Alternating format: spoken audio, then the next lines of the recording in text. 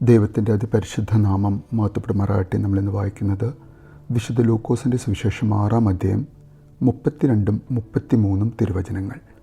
നിങ്ങളെ സ്നേഹിക്കുന്നവരെ നിങ്ങൾ സ്നേഹിക്കുന്നതിൽ എന്ത് മേന്മയാണുള്ളത്? പാപികളും തങ്ങളെ സ്നേഹിക്കുന്നവരെ സ്നേഹിക്കുന്നുണ്ടല്ലോ. നിങ്ങൾക്ക് നന്മ ചെയ്യുന്നവർക്ക് നിങ്ങൾ നന്മ ചെയ്യുന്നതിൽ എന്ത് മേന്മയാണുള്ളത്? പാപികളും അങ്ങനെ ചെയ്യുന്നുണ്ടല്ലോ. പരിശുദ്ധ തൃത്യേക ദൈവത്തിന് സ്തുതി.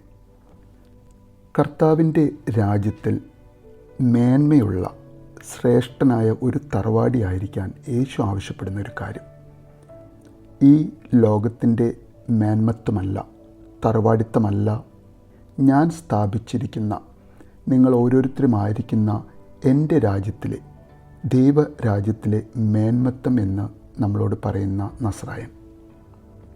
നമ്മളെ സ്നേഹിക്കുന്നവരെ നമ്മൾ സ്നേഹിക്കുന്നു. പ്രത്യേകിച്ച് നമ്മുടെ കുടുംബാംഗങ്ങളെ, നമ്മുടെ നല്ല സുഹൃത്തുക്കളെ, അങ്ങനെ നാം അറിയുന്ന നമ്മെ സ്നേഹിക്കുന്ന എല്ലാവരെയും നാം അകമഴിഞ്ഞ് സ്നേഹിക്കുന്നു. അതിനൊരു നല്ല കാരണമുണ്ട്. എന്താണ് ആ കാരണം? അവർ തിരിച്ചും പല സന്ദർഭങ്ങളിലും ഒരുപക്ഷെ എപ്പോഴും നമ്മെ സ്നേഹിക്കുന്നവരാകുന്നു, നമ്മുടെ നല്ല സുഹൃത്തുക്കളാകുന്നു. അവർക്ക് നാം കൊടുക്കുന്നതിൻ്റെ ഇരട്ടി സഹായം ഒരുപക്ഷെ അവർ നമുക്കും തരുന്നുണ്ടാകാം. നമ്മുടെ ബോധ്യത്തിൽ നാം ചെയ്യുന്നതാണ് വലിയ കാര്യം എന്ന ഒരു മൂഢ സ്വർഗത്തിലിരിക്കുന്ന നാം ഓരോരുത്തരും നാം നമുക്കറിയുന്നവർക്ക് ചെയ്യുന്ന നല്ല സഹായങ്ങൾ, അവരോട് നാം കാണിക്കുന്ന സ്നേഹം, ഒരുപക്ഷെ അതെല്ലാം കർത്താവിൻ്റെ കണ്ണിൽ നല്ലത് തന്നെയായിരിക്കും. എന്നാൽ അവൻ്റെ ദൃഷ്ടിയിൽ ഏറ്റവും ക്ഷേമമായുള്ളത് എന്താണ് എന്ന് കർത്താവ് നമ്മളോട് പറഞ്ഞു തരുന്ന ഒരു തിരുവചനം. ഈ വചനം വായിക്കുമ്പോൾ കർത്താവ് നമ്മളോട് ചോദിക്കുന്ന ഒരു ചോദ്യമുണ്ട്. എന്താണ് ആ ചോദ്യം? എന്നെ കേൾക്കുന്ന നിങ്ങൾക്ക്, എൻ്റെ അനുയായിയായ ഒരു നസ്രായനെ ഫോളോ ചെയ്യുന്ന നിങ്ങൾക്ക്, ഒരുപക്ഷെ എൻ്റെ ശിഷ്യൻ തന്നെയായ നിങ്ങൾക്ക് മറ്റുള്ളവരിൽ നിന്ന് എന്ത് മേന്മയാണ് ഉള്ളത് എന്ന് നമ്മളോട് ചോദിക്കുന്ന നമ്മുടെ കർത്താവ്.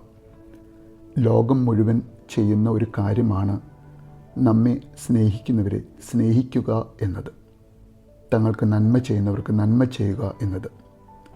എന്നാൽ എൻ്റെ സ്വന്തമായ നിങ്ങൾ വേറിട്ടുള്ളവരാകണം എന്നാഗ്രഹിക്കുന്ന നമ്മുടെ കർത്താവ്, നിങ്ങൾ സർവ്വലോകരിലും വ്യത്യാസമുള്ളവരായിരിക്കണം.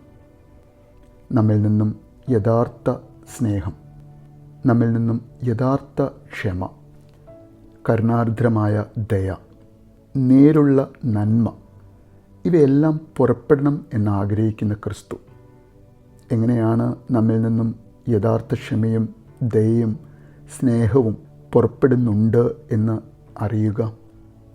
അപ്രതീക്ഷിതരായവരോട്, നമ്മുടെ ശത്രുക്കളോട്, നമ്മോട് സ്നേഹമില്ലാത്തവരോട് നാം ദയയും ക്ഷമയും സ്നേഹവും കാണിക്കുമ്പോൾ നമ്മിൽ നിന്ന് യഥാർത്ഥ ക്ഷമയും ദയയും സ്നേഹവും നന്മയും പുറപ്പെടുന്നു.